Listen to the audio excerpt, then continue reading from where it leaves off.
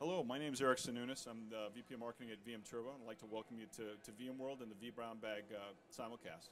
I'm here to introduce our discussion today, which is Tribune Publishing, and they're moving towards an efficient private cloud in journalism. Our first speaker is going to be Abhinav Kumar, who's the Director of Infrastructure Engineering at Tribune. And then we'll have a technical discussion between David Smith, who's Infrastructure Architect at Tribune, and Oved Lurie, who's our Senior Director of Engineering at VMTurbo. And with that, I'll turn it over to the guys. Abhinav, go first. Thanks, Eric. So Abhinav Kumar, the Director of Infrastructure Engineering, as Eric introduced me. The primary roles and responsibilities that we have at in Tribune's Infrastructure Engineering Group is to come up with improvements in infrastructure all the time. Make changes, make it better, make it speedier at times. Just bring in new tools or use existing ones, but just make them faster. Tribune Publishing is basically a newspaper company now, with it split from its media division. While its IT challenges might be similar to a lot of other organizations that do IT, they're also quite different because of the business that newspapers deal with every day. One of the biggest challenges that we face at Tribune Publishing is what I call content creep. It's the idea that from all these newspapers, we've got 8 newspapers around the country, 8 major newspapers around the country. There's so much content coming all the time. Articles, blogs, newspaper content, and other things. And all this content needs to be archived for time immemorial at times. And so when you have so much data, there's a problem of archiving. Data also needs analyzing and analytics. And all this needs infrastructure. So people talk about big data, which is a buzzword for everyone today, but Tribune Publishing, for us, big data has been a known problem for so many years. So that's a big challenge for us. The other big challenge that we face in Tribune Publishing all the time is newspaper subscriptions are dwindling, and people are going digital for their content. And we're having to reinvent ourselves to be more of a digital company. When we have to do that, we have to be ahead of the curve and actually support the digital arm of the company by bringing in new developments and being more digital savvy and be ready for hosting more content in the digital format. Now, the problem that comes with that is that the infrastructure should be supporting that the development of new applications that these developers always keep trying to churn out. We've heard of public clouds, we've heard of private clouds. Everybody wants to go to Amazon because it's easy. Bringing up VMs in Azure is a matter of seconds. But we just at Tribune Publishing decided that because we have some excess capacity, why not in fact bring the cloud home? So cloud computing at home, while it'll give you all the benefits of cloud, in that it'll be scalable, it'll bring you elasticity, it'll bring you resilience. At the same time, you're not ceding control and security that you would have to if you move into a public cloud. So I guess if you heard in the keynote this morning, the power of and, we haven't really gotten into the power of and yet. We're still on the oversight, and we decided private is the way to go. Now, we haven't thought of private cloud as converting the entire infrastructure into a cloud. We know the areas where we need cloud sort of specialization, and we've handpicked those areas in terms of our dev and test platforms, and that's where we will be building our cloud. So we're building the private cloud environment in our non-production environment. So with cloud, the immediate benefit that you get is virtualization and automation.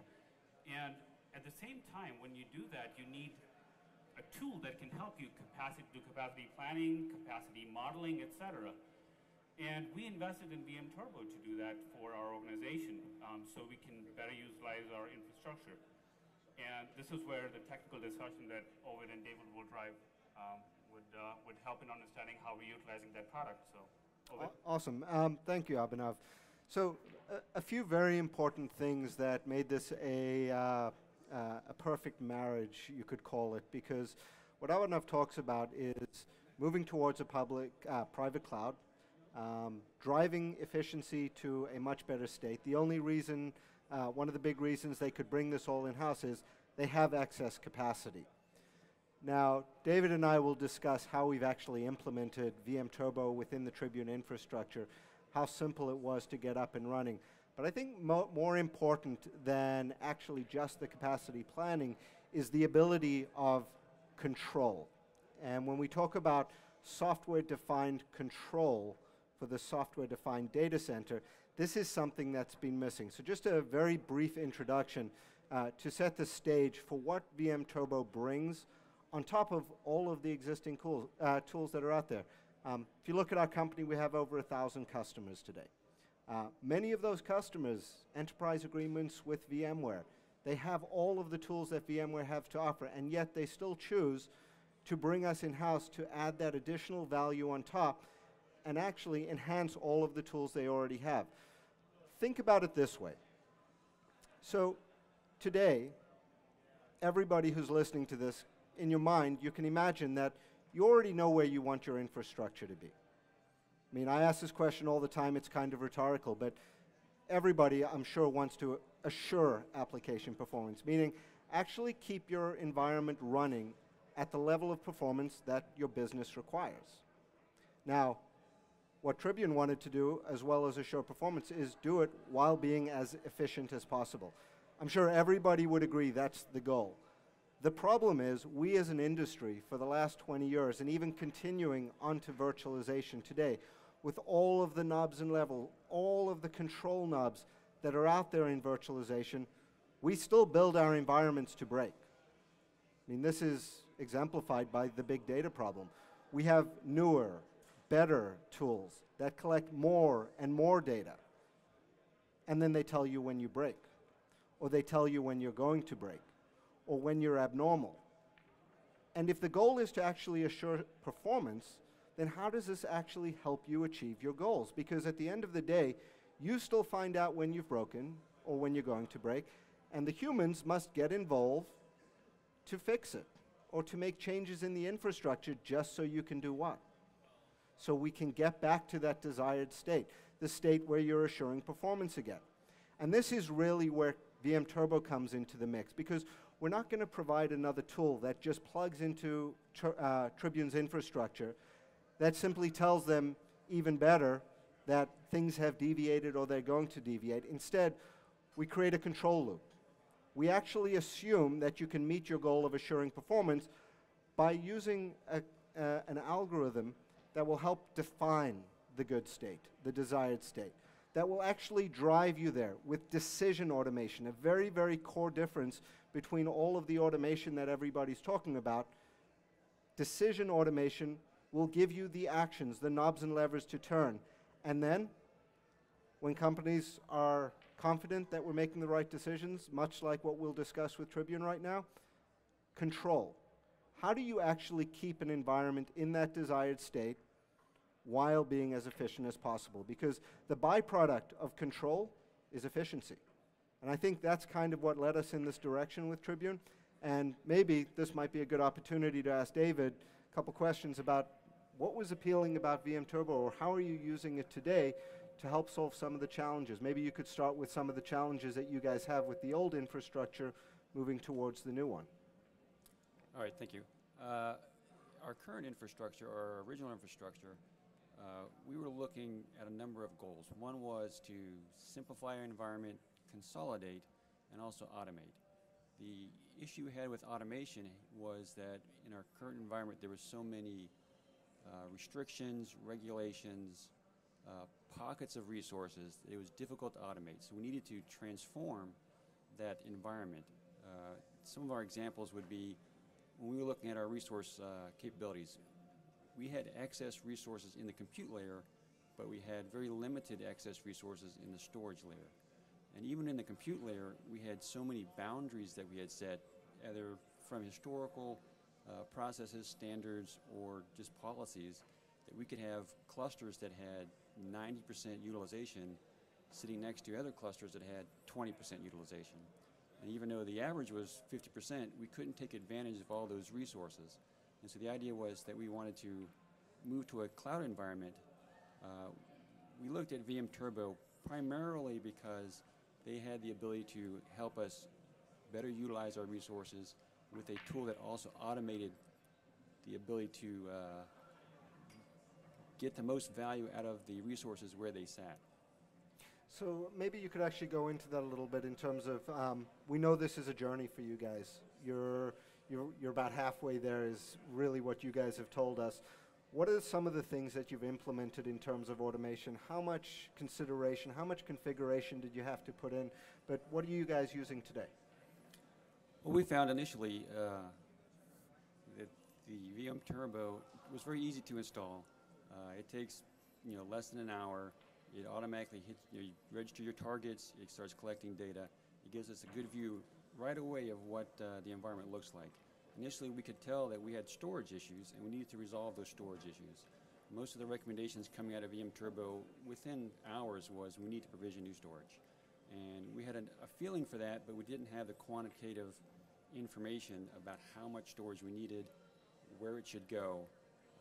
That was our first initial look at VMTurbo. The stages that we went into, it was kind of a phase. One is to eliminate whatever issues we currently had, storage. We used VMTurbo to analyze where the primarily capacity and IOP performance capabilities were coming from, what was generating those, and how we could then redistribute that load so we could have a better storage infrastructure. Initially, what we wanted to do was provision new storage, which is recommended by VMTurbo. For us, it takes time to do that. So we had to have a short temporary fix for that.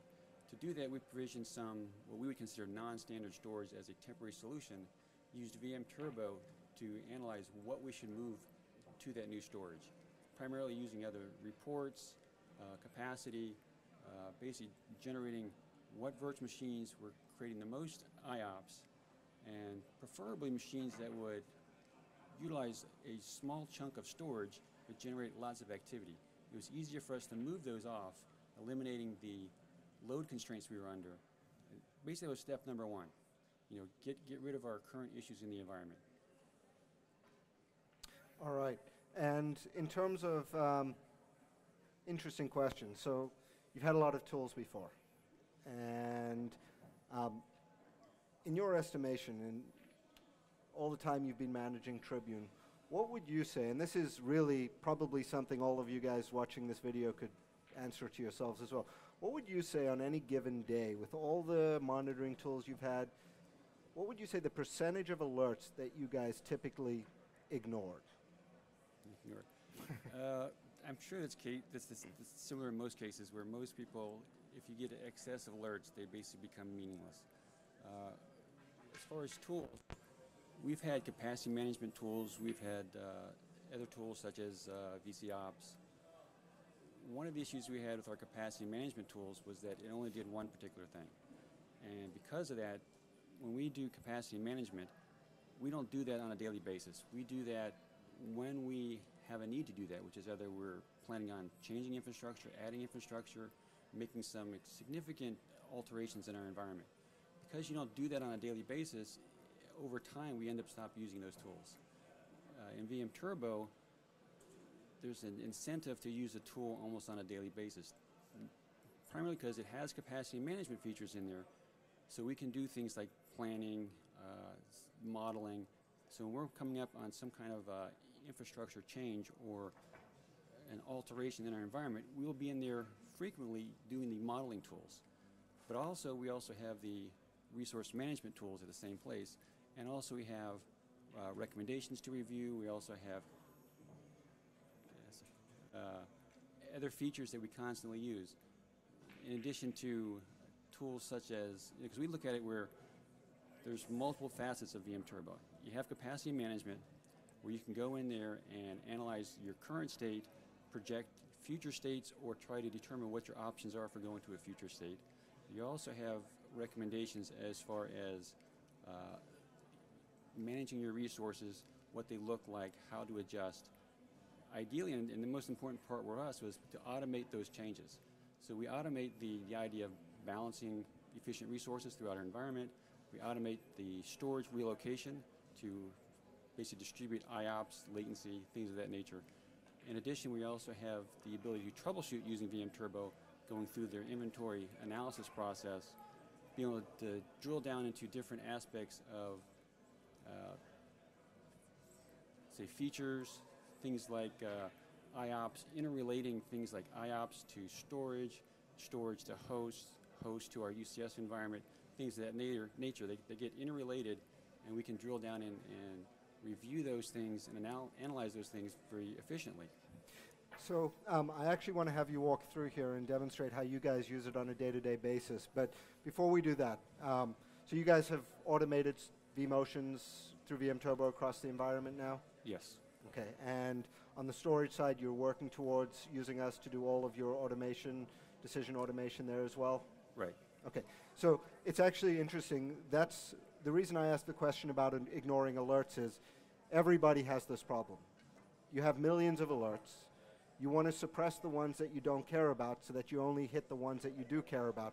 Whereas we had, what, thousands of recommendations come out within half an hour of this coming into place and really eliminated all that noise from the infrastructure. Would you agree with that? Is that kind of what you've seen now? Our initial implementation of VMTurbo, we would have an excessive amount of alerts.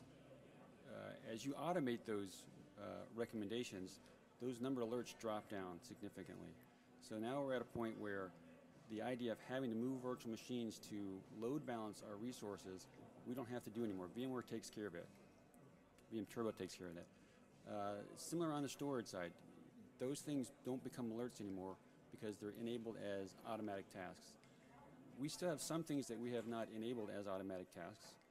So we still have some recommendations that we review.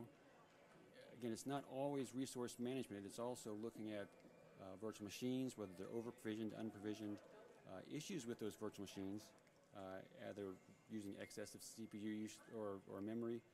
There's also recommendations in there to do with, for instance, virtual machines that don't have VM tools running, virtual machines that have limits set but never ever hit their limits, things of that nature, which is more of a cleanup and health check of your environment.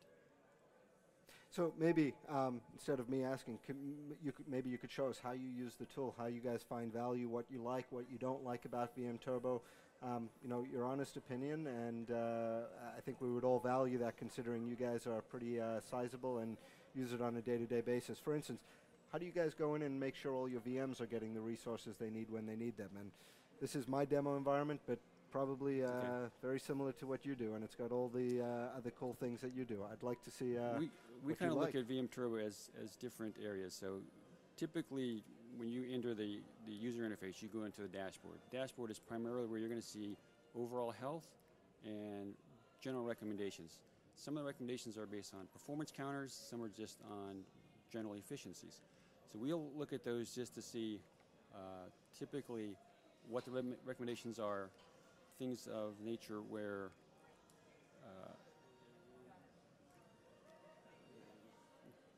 we back up there.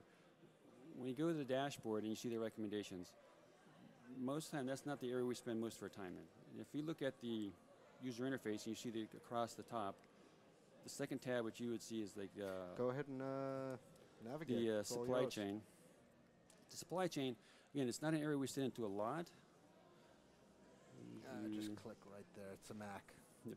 But on the left side, you'll see basically the interaction between all the resource types, whether it's physical servers, virtual machines, storage, whatever. Usually we'll go in here and we'll click on, let's say, virtual machines. And in the lowercase, it will show us the virtual machines that have a high UI. A UI is a utilization index. It's a number basically calculated by VMTurbo that tells you that whether it's overutilizing, excessively utilizing. So when we look in here, and anything that has a high number is something we need to address. You see kind of the same thing in the workload area. It's similar where this is more geared toward virtual machines. In the workload area, we actually look for things that have red bubbles. Red bubbles typically indicate to us that there's some issue going on in there. Basically highlight that area, and we're looking for things that have very high utilization index, and then we evaluate those and resolve those. In VMTurbo, there's features in there where it can resolve itself through automation. We haven't yet enabled those particular features where you can actually add memory, add CPU, or potentially reduce memory or reduce CPU. Let's see. The planning, I think we talked a little bit earlier about the planning. The planning, again, that's kind of like capacity management and modeling. So when we're in the midst of trying to make significant changes to our infrastructure, so whether we're replacing storage, whether we're adding storage, we're replacing blades, we want to shrink the environment, we would go in here and do modeling to see what the after effect would look like to those changes. I'm going to skip over to policy, because policy is a very important one. Policy is really where you're kind of doing your automation. You can go in here, you basically can do groupings. You set analysis is a very important one for us. Analysis is really basically where you're setting your thresholds. The engine that VMTurbo provides, looks at these here and your environment compares against these particular thresholds.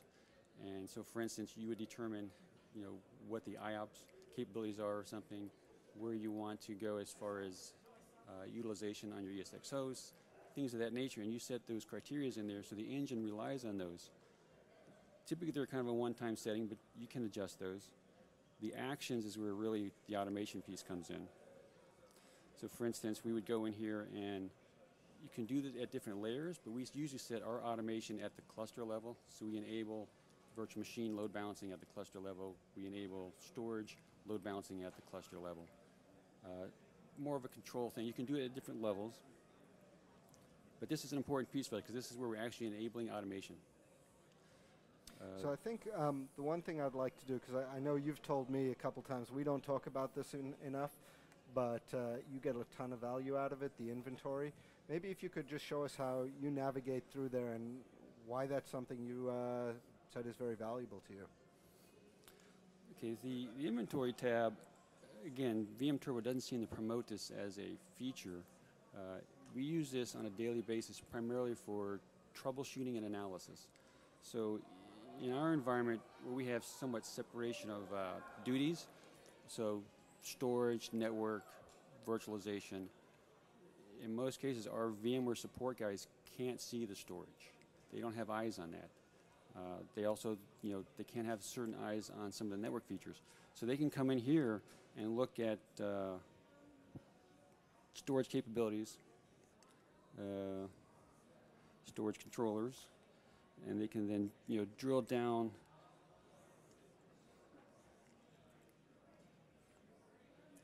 And as they drill down, they can look at features and functions.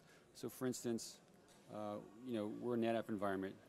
There's no place that our storage guy, our virtual machine guys, the VMware guys, they can't see the current activity on the storage. So, for instance, they can't see CPU utilization. There's nowhere for them to see that. They can't see the IOPS being generated at the aggregate level. They can't see that information. We're also a UCS environment, so VMTurbo ties into UCS, so we can actually collect data and keep trends that we see at certain points within our UCS environment, primarily network bandwidth utilization. We can't see that anyplace else. The inventory tab kind of ties all those things together. You can drill down to a virtual machine, drill down to the storage, drill down into the hypervisor, any of those facets, and see the interaction between that and the other types of resources, and get basic valuable information. So on a daily basis, we go review as kind of like a daily check the different types of resource utilizations going on at the level that we can't see in any other tools. Awesome. So I think those are a lot of the key points. David, overall, what would you say your experience has been with this? I know you've got the automation on, that's sitting aside. Where do you see it going from here? Well, we're going to continue with our automation. Like I say, we're probably about 75% completed with that. Our next stages are really to start using some of the other data that's being obtained by VMTurbo, mainly the idea of right-sizing virtual machines, fixing some of the issues that VMTurbo detects at the VM level. There's some other areas that we know there's some advanced features that VMTurbo is looking at. For instance, we load balance, I think I said earlier, at the cluster level.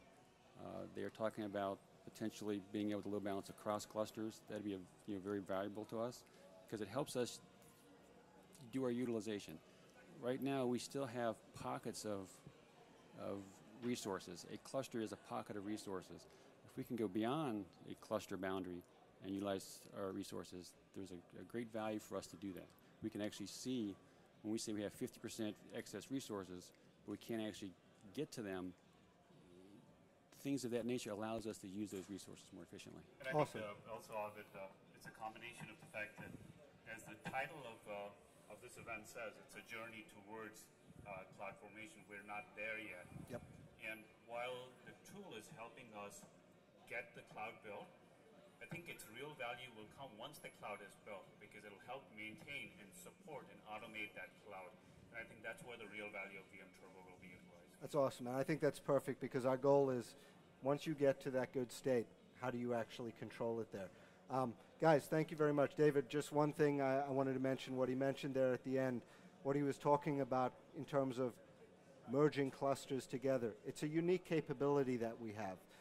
Since we're already controlling placement across the entire infrastructure, taking multiple clusters, merging them, essentially cluster flattening, going beyond the boundaries that you're bound by today. Glad you highlighted that because it's something that we hope will help drive efficiencies and assure performance across everybody else. Guys, thank you very much and look forward to continuing this journey. It's our pleasure. Thank you.